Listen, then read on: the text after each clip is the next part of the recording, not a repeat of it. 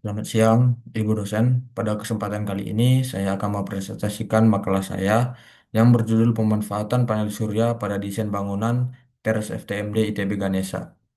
Makalah ini membahas bagaimana panel surya dapat diintegrasikan ke dalam desain bangunan sebagai salah satu solusi energi terbarukan, sekaligus mendukung konsep Green Campus yang diterapkan di Institut Teknologi Bandung.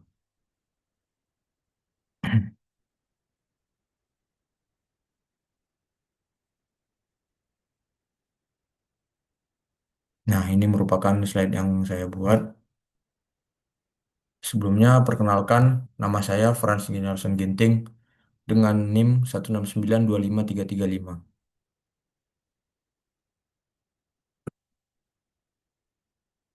Nah, latar belakang dari makalah ini sendiri, mengapa kami membuat makalah ini sendiri, itu dilatar belakangi karena seiring meningkatnya aktivitas manusia, kebutuhan energi listrik mengalami peningkatan yang signifikan. Namun, hingga saat ini, sebagian besar energi listrik masih bersumber dari bahan bakar fosil yang menghasilkan emisi karbon dioksida dan berkontribusi terhadap pemanasan global. Oleh karena itu, diperlukan sumber energi alternatif yang bersih, terbarukan, dan berkelanjutan. Energi surya menjadi salah satu solusi yang potensial, terutama di Indonesia yang memiliki intensitas radiasi matahari yang tinggi.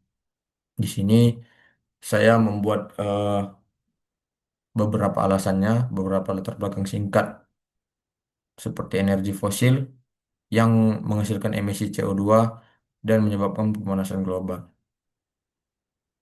Di sini kami memilih teras FTMD sebagai studi penerapan panel surya yang terintegrasi pada bangunan. Nah, selanjutnya rumusan masalah. Rumusan masalah kami itu yang pertama, bagaimana panel surya meningkatkan efisiensi energi teras FTMD. Yang kedua, bagaimana desain bangunan mengoptimalkan kinerja panel surya. Adapun tujuan dari kelompok kami ini yang pertama, mengidentifikasi peningkatan efisiensi energi dan menentukan konfigurasi panel surya yang optimal. Berdasarkan latar belakang yang sebelumnya saya singgung, penelitian ini difokuskan pada dua pertanyaan utama, yaitu rumusan masalah yang telah saya sebutkan tadi. Kedua, bagaimana desain bangunan dapat mengoptimalkan kinerja panel surya yang juga sudah saya sebutkan tadi. Mungkin next slide. Nah, di sini ada prinsip kerja pada panel surya. Kita tahu sendiri, panel surya itu be- eh, bekerja berdasarkan efek fotovoltaik, yaitu di mana proses konversi energi matahari, energi radiasi matahari, menjadi energi listrik. Panel surya tersusun dari sel fotovoltaik berbahan semikonduktor silikon yang membentuk sambungan PN junction.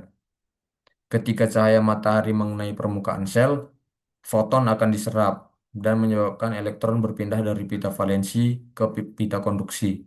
Perpindahan ini menghasilkan pasangan elektron yang kemudian dipisahkan oleh medan listrik internal, sehingga terbentuk arus listrik yang searah.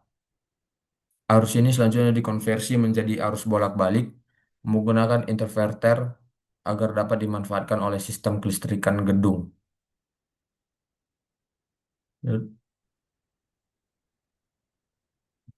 Nah, di sini ada lokasi dan potensi radiasi matahari. Teras FTMD ITB itu sendiri terletak pada lintang sekitar 6,89 derajat lintang selatan yang menjadikan lokasi dengan potensi radiasi matahari yang tinggi. Indonesia secara umum menerima sekitar 4,5 kilowatt hour per meternya persegi per hari. Namun, jumlah energi yang dapat dimanfaatkan sangat dipengaruhi oleh lintasan matahari. Fenomena ini mempengaruhi sudut kemiringan dan orientasi panel surya, sehingga analisis lintasan matahari menjadi penting untuk memaksimalkan produksi energi.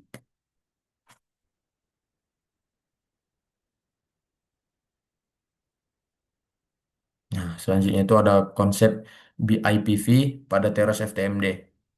Teras FTMD menerapkan konsep Building Integrated Photovoltaic atau BIPV, yaitu integrasi panel surya sebagai bahan dari elemen bangunan. Dalam konsep ini, panel surya tidak hanya berfungsi sebagai sumber energi listrik, tetapi sebagai elemen arsitektural seperti shading device yang membantu mengurangi radiasi panas. Sistem PLTS yang digunakan terdiri dari sistem on-grid, hybrid, dan off-grid, sehingga bangunan memiliki fleksibilitas dan keandalan dalam pengelolaan energi.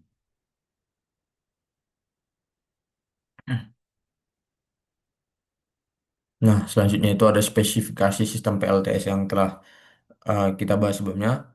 Sistem PLTS pada teras FMD memiliki total kapasitas sistem terpasang sebesar 25,2 dengan satuan kWp.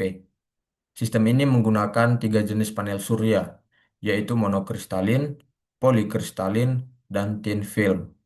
Penggunaan berbagai jenis panel ini bertujuan untuk menyesuaikan efisiensi konversi energi, beban struktur bangunan, serta kondisi lokasi pemasangan.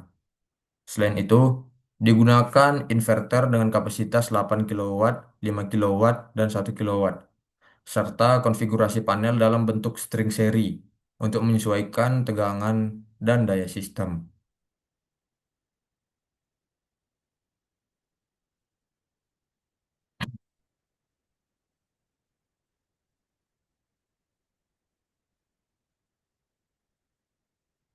Selanjutnya itu ada produksi energi listrik.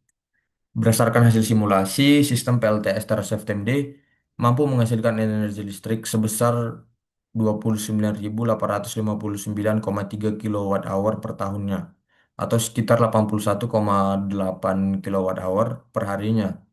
Kinerja sistem ditunjukkan oleh nilai performance ratio sebesar 76,86% dan produksi spesifik sebesar 1.183 kW per KWP-nya per tahun, yang dimana menandakan sistem bekerja secara efisien.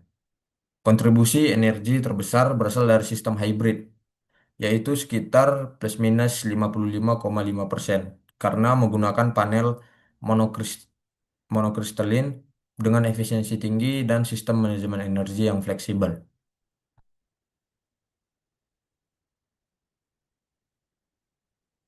Nah, selanjutnya itu ada pencegahan bayangan antar panel. Dalam perancangan sistem panel surya, pencegahan bayangan antar panel menjadi faktor penting. Analisis ini dilakukan pada kondisi yang terburuk, yaitu saat posisi matahari berada altitude terendah. Jarak antar panel ditentukan berdasarkan sudut kemiringan dan lintasan matahari agar tidak terjadi shading ataupun bayangan sepanjang tahunnya. Dengan pengaturan jarak yang tepat, penurunan kinerja akibat bayangan dapat dihindari sehingga produksi energi tetap optimal.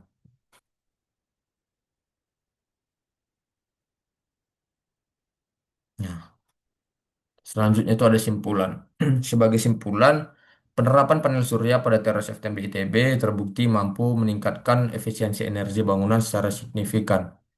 Konsep BIPV yang diterapkan efektif, aman, dan berkelanjutan dengan kinerja sistem sangat dipengaruhi oleh desain sudut, orientasi, dan rangka panel. Sebagai saran dari makalah ini, diperlukan perawatan rutin sistem PLTS, replika konsep BIPV pada gedung lain di ITB, agar di mana tujuannya ini agar pembangunannya dibangun secara merata, serta pengembangan penelitian lanjutan, khususnya dari sisi ekonomi dan analisis jangka yang panjang.